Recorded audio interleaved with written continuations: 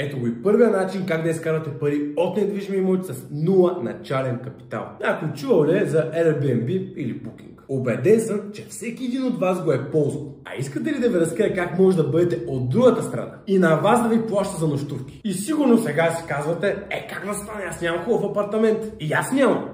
Но много хора имат. И именно това нещо използвам, за да изкарвам пари. Елементарно. Не имаш апартамент и в договор за наем собственика е съгласен да го преотдаваш на други хора. От тук нататък правиш ни хубави снимки, обявяваш го в Airbnb или Booking и гледаш как датите се запълват. От теб се изисква просто да стопанисваш имота добре. А ето ти и малко математика. Нощувката е 100 лева, 30 дни, по 100 лева са ти 3000 лева.